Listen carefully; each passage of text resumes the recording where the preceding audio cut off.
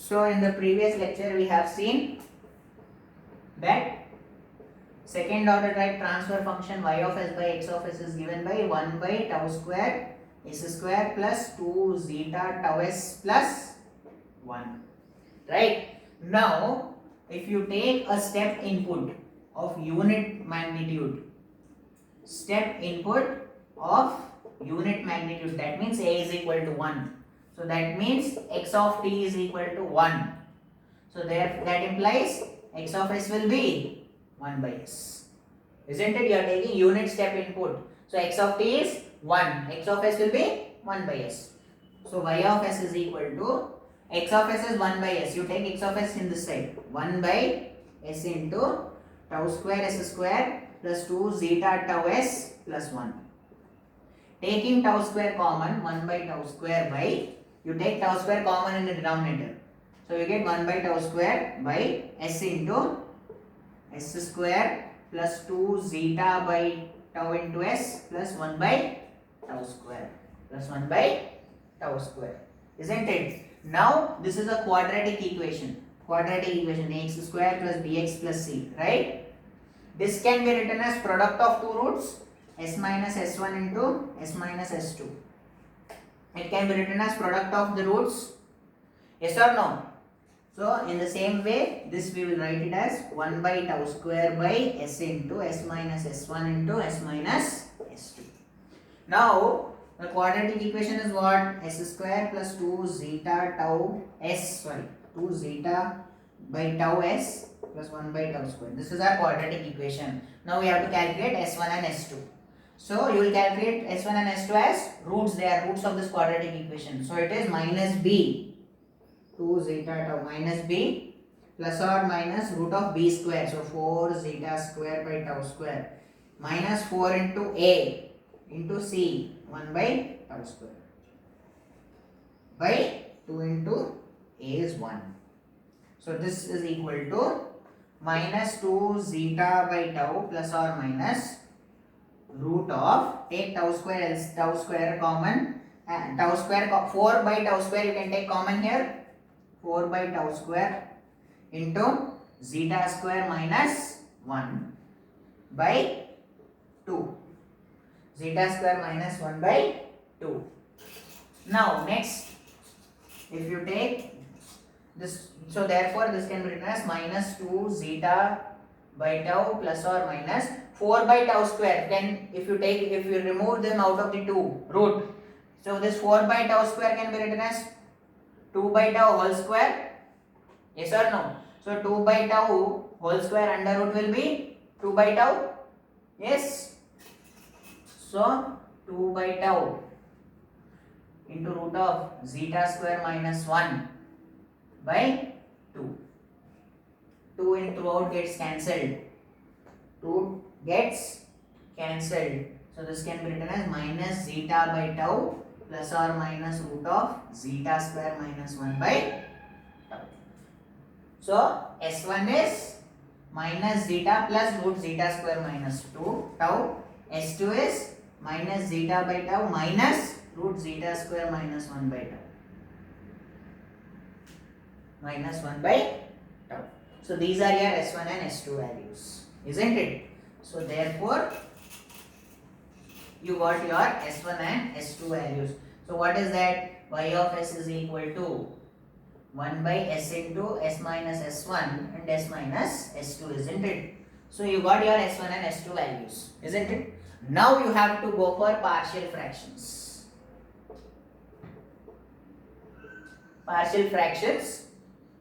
And then again split y of s partial fraction and split y of s into a by s plus b by s minus 1 plus c by s minus s2, s minus s1, s minus s2.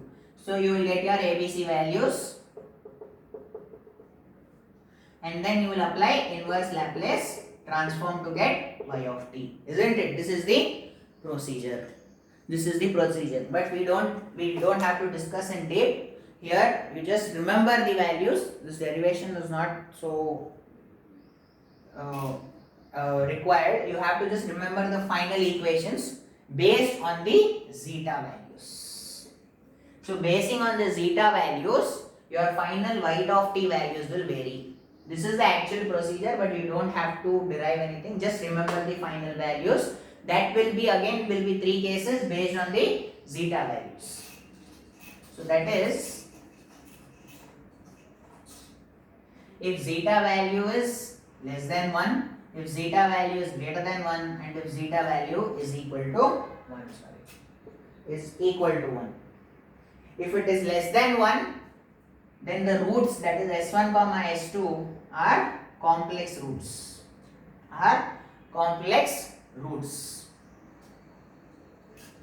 So in such case, your final equation of y of t is given as 1 minus 1 by root of 1 minus zeta square e power minus zeta t by tau, zeta e power minus zeta t by tau into sine of root of 1 minus zeta square by tau into t plus tan inverse of root of 1 minus zeta square by zeta.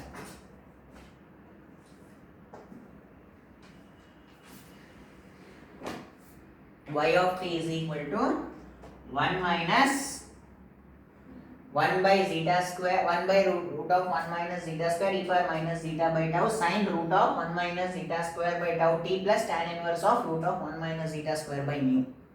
If mu is less than 1, after deriving the final equation of y of t, as usual I have shown in the previous method, inverse Laplace transform you will find and you will get y of t. In that y of t, if your zeta value is 1, then if it is less than 1, then that means the roots will be complex, and hence you get your y of t value as 1 minus 1 by root of zeta 1 minus zeta square e power minus zeta by tau sine root of 1 minus zeta square by tau into t plus tan inverse of root of 1 minus zeta square by zeta. And if the roots are, if zeta is greater than 1, if zeta is greater than 1, your s1 and s2 roots are real and unequal. They are real and unequal. In such case, you will get y of t is equal to 1 minus e power minus zeta t by tau into cos h of root of zeta square minus 1 into t by tau plus zeta by root of zeta square minus 1 into sine h of root zeta square minus 1 t by tau. If it is greater than 1, then s1 and s2 are real and unequal. In that case, your y of t value will be given as 1 minus e power minus zeta t by tau into cos h of root of zeta square minus 1 into t by tau plus zeta by root of zeta square minus 1 into sine h of zeta square minus 1 under root of t by tau. So this is actually the formula. You basically have to remember zeta less than 1 and zeta equal to 1. Majority, these are the important cases.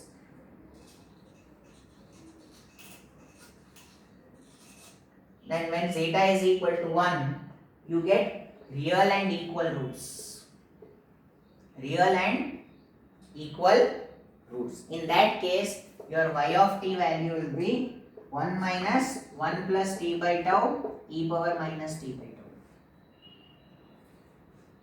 1 plus t by tau e power minus t by tau if zeta is equal to 1. Now you have seen transfer function, you have seen how if the step input is given, then this is y of t you will be getting, and y of t you have 3 different cases based on less than 1, equal to 1 and greater than 1. If it is greater than 1, then it is if it is less than 1, the roots are complex, and y of t is given as 1 minus 1 by root of 1 minus zeta square sine root of 1 minus zeta square by tau plus tan inverse of root of 1 minus zeta square by zeta. And if it is greater than 1, then it is given as 1 minus cos 1 minus, it is given as 1 minus e power minus zeta t by 1 minus e power minus zeta t by tau into cos h of root of mu square minus 1 into t by tau plus mu by root of mu square minus 1 into sin h of root of zeta square minus 1 into t by tau. And if it is equal to 1, y of t is equal to 1 minus 1 plus 1 minus of 1 plus t by tau into e power minus t by tau. Basically, we will be using these two conditions only. Okay. And now, based on the zeta values, you will determine whether the system is oscillating or damping, or what kind of system is it? Like oscillating or critically damped condition, it is over damped condition. What is the condition of the system? We can determine based on the zeta values. If zeta less than 1, zeta equal to 1 and zeta greater than 1. If zeta is less than 1, the roots are complex. In that case, the system is oscillating. The system is oscillating or in underdamped conditions. The system is oscillating or underdamped condition. When zeta is equal to 1, the roots are real and equal. In such case, it is critically damped conditions. It is in critically damped condition. If zeta is greater than 1, then the roots are real and unequal. In that case, the system is overdamped. The system is overdamped. This is the basic things we need to know. Now, your output that you get here, now main thing is getting your output.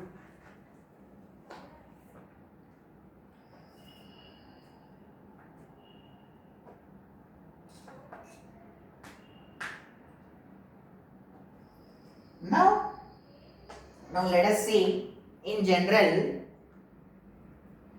you get an output of this kind of response as a curvilinear nature output you are going to get it. So that output is, if this is your output, this is how you get your output. In such cases, when the system is oscillating or under damped condition or what kind of damped conditions, in such cases you get your oscillating curve. It's not a sine curve. Sine curve is this. This is an oscillating curve. So it increases and gets stabilized. Okay. So this is how you get the output. So basically, our aim in these cases, in these kind of second order time systems, is to calculate, overshoot the ultimate value or the maximum value that is attained, or what is the decay ratio, what is the rise time, etc. These are the different parameters that we calculate for such kind of responses. So first one, let us see what do you mean by overshoot. What is meant by overshoot? So this is your graph.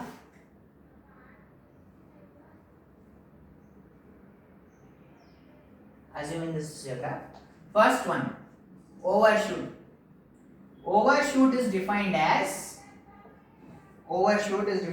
measure of how much response exceeds the ultimate value. How much the response exceeds its ultimate value. That is given as overshoot. How much the response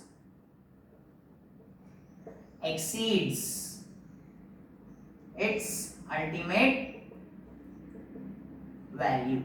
That is given as overshoot. That is nothing but if your ultimate value, that is your if your ultimate value say y of t is some 50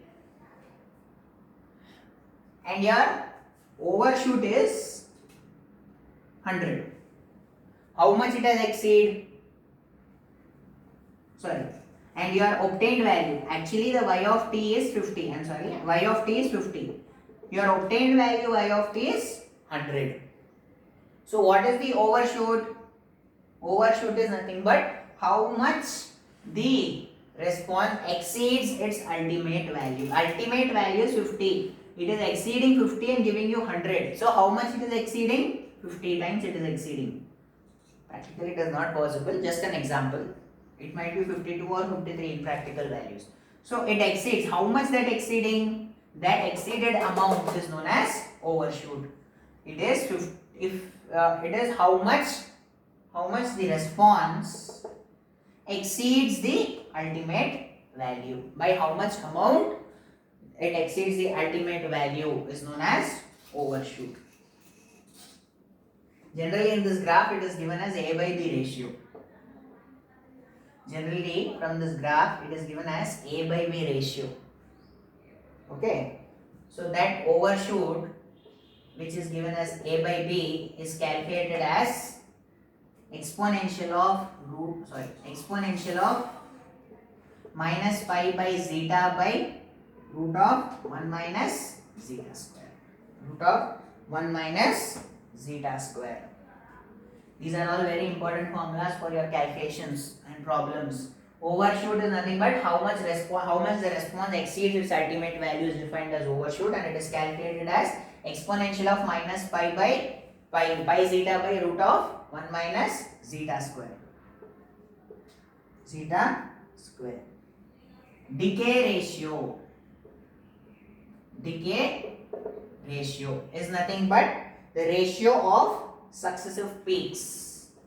If this is C, amplitudes are C. Decay ratio is nothing but ratio of successive peaks.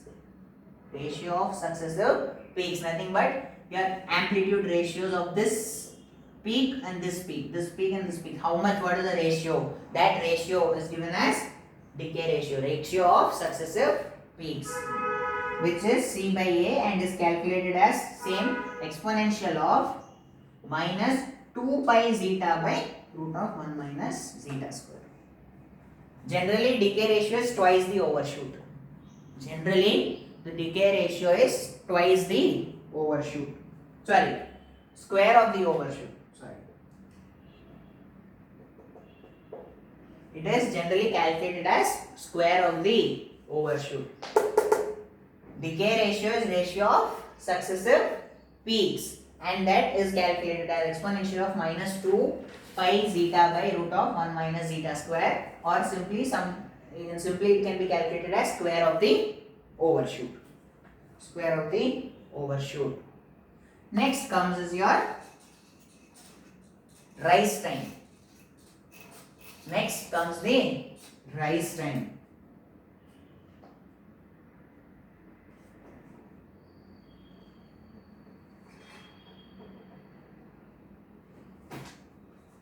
The time required for the response to reach its ultimate value.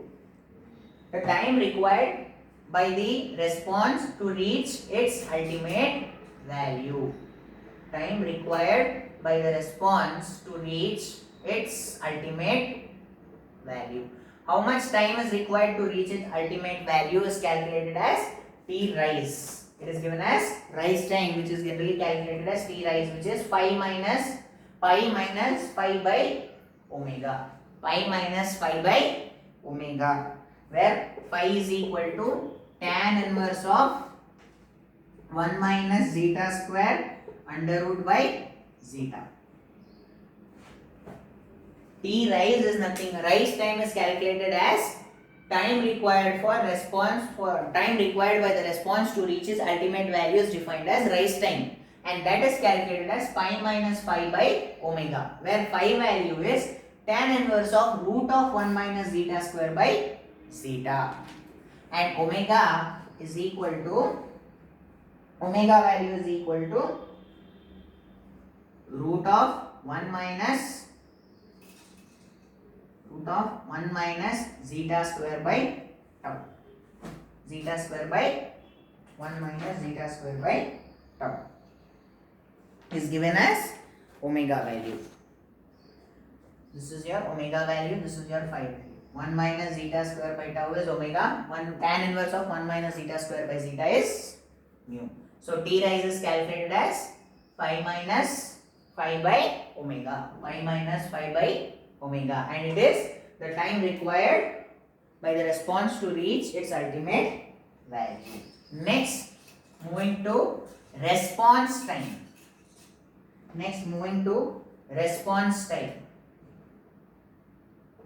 Response time. Response time is nothing but the time required by the response to reach 5% of its ultimate value. The time required by the response to reach 5% of its ultimate value. Time required by the response to reach 5% of its ultimate value is defined as response time. Is given as response time. You don't have a calculation for that. It is just 5% of, it is the time required for the response to reach 5% of its ultimate value. Period of oscillation. Period of oscillation. It is given as capital T and it is the time elapsed between two successive peaks. It is the time elapsed, the time that is elapsed. What do you mean by elapsed? The time that is generated or taken between two successive peaks. For one peak to another peak, what is the time elapsed? What is the time required? Is given as period of oscillation. The peak time is calculated as capital T by 2. Peak time is calculated as capital T by 2. And we know already omega is equal to 2 pi f, which can be written as reciprocal of time. We already know omega can be written as reciprocal of time. Frequency can be written as reciprocal of time. So therefore, with the help of omega, you can calculate your t value, that is your period of oscillation. Omega is equal to 2 pi f. This frequency can be written as reciprocal of time, 2 pi by t. So therefore, this t is calculated as 2 pi by omega, where omega is under root of 1 minus zeta square by tau. 1 minus zeta square by tau. This is how you calculate your peak time. This is how we calculate your peak time. So this is what are the parameters that is to be useful in the second order type functions. So second order type functions, if you are giving a step input, your Laplace transform domain of your input of x of s will be given as 1 by s. You will substitute x of s as 1 by s and then you will calculate y of s once again. After calculating y of s, the quadratic equation can be written as product of two roots, which is s minus s1 and s minus s2. By the concept of discriminant, that is minus b plus or minus root of b square minus 4ac by 2a, you can calculate the roots, which are s1 and s2. Then that can be written as sum of that entire equation, that is your 1 by tau square by s into s minus s1 into s minus s2 can be written as sum of partial terms, that is it can be split into partial fractions. So after splitting into partial fractions, you apply inverse Laplace transform and you get y of t. That calculation is actually not required. This is the procedure. If anyone wants to try, you can try. Now in this you have three cases. If your zeta is less than 1, zeta is equal to 1 and zeta is greater than 1. If zeta is less than 1, then the roots are complex and the system is said to be oscillating and underdamped. And if it is equal to 1, the roots are real and equal and the system is critically damped. And then if it is greater than 1, then it is real but not equal roots. So in that case, your system is overdamped. The system is overdamped. And in each case, you have y of t individually that is calculated. In case of when less than 1, y of t is equal to 1 minus e power minus zeta t by tau into sine of 1 minus zeta square, under root of 1 minus zeta square by tau into t plus tan inverse of root of 1 minus zeta square by zeta. That is in case of less than 1. If it is equal to 1, it is given as 1 minus of 1 plus t by tau into e power minus t by tau.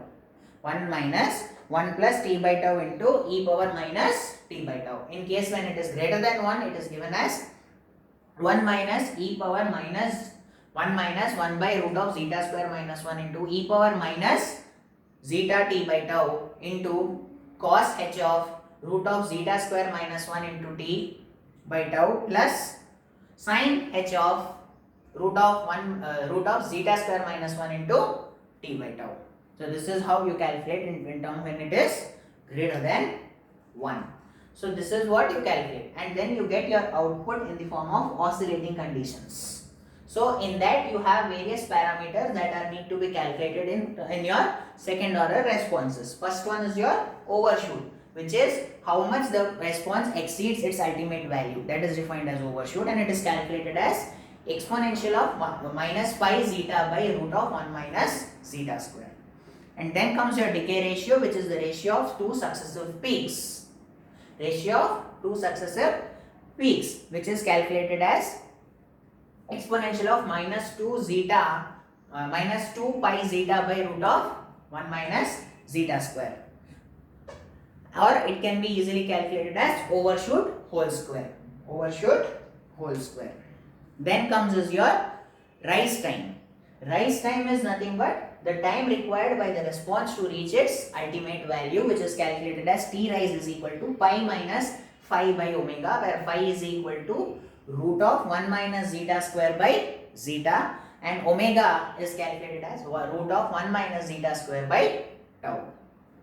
Then comes your response time. Response time is nothing but the time required by the response to reach 5% of its ultimate value. To reach 5% of its ultimate value is known as response time. And then comes your period of oscillation, which is nothing but the time elapsed between the two successive peaks. The time elapsed between the two successive peaks is known as period of oscillation, and the peak time is calculated as capital T by 2. Peak time is calculated as capital T by 2, and you know already omega can be written as 2 pi f, where frequency can be written as inverse of time. So therefore time is calculated as your period of oscillation capital T can be calculated as 2 pi by omega, where omega is root of 1 minus zeta square by tau. So these are very important formulas which you have to remember for your calculations of second order response systems. Okay.